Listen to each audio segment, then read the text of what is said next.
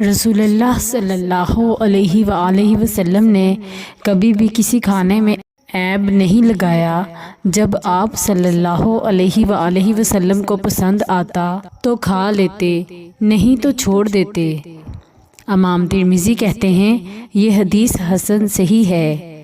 سنن ترمذی حدیث نمبر 2031۔ حضرت ابن عباس رضی اللہ عنہ بیان کرتے ہیں رسول اللہ صلی اللہ علیہ وآلہ وسلم نے فرمایا، تم نے نکاح یعنی خاوند اور بیوی کی مثل دو باہم محبت کرنے والے نہیں دیکھے ہوں گے۔ رواہ ابن ماجہ، مشکوٰۃ المصابیح حدیث نمبر 3093۔ حضرت ابو امامہ رضی اللہ عنہ نبی صلی اللہ علیہ وآلہ وسلم سے روایت کرتے ہیں کہ آپ صلی اللہ علیہ وآلہ وسلم نے فرمایا، مومن نے اللہ کے تقوی کے بعد اپنے لیے جس خیر سے استفادہ کیا وہ صالحہ بیوی ہے۔ اگر اس یعنی مومن نے اسے حکم دیا تو اس یعنی بیوی نے اس کی اطاعت کی۔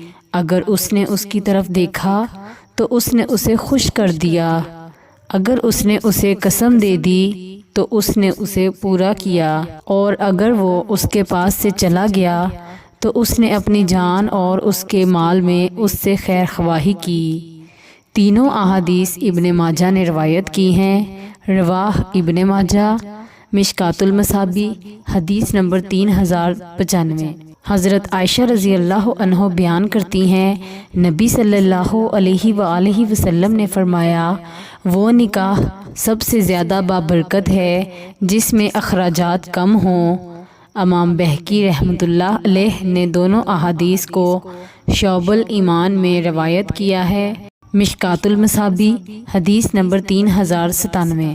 حضرت اسامہ بن زید رضی اللہ عنہ بیان کرتے ہیں رسول اللہ صلی اللہ علیہ وآلہ وسلم نے فرمایا، میں اپنے بعد مردوں کے لیے عورتوں سے زیادہ مضر کوئی فتنہ خیال نہیں کرتا۔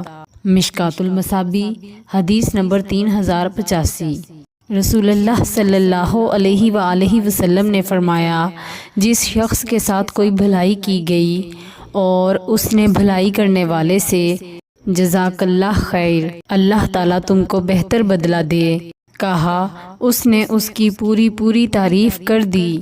امام ترمذی کہتے ہیں ہم اسے اسامہ بن زید رضی اللہ عنہ کی روایت سے جانتے ہیں۔ ابو ہریرہ رضی اللہ عنہ کے واسطہ سے بھی نبی اکرم صلی اللہ علیہ وآلہ وسلم سے اسی کے مثل حدیث مروی ہے۔ سنن ترمذی حدیث نمبر 2035۔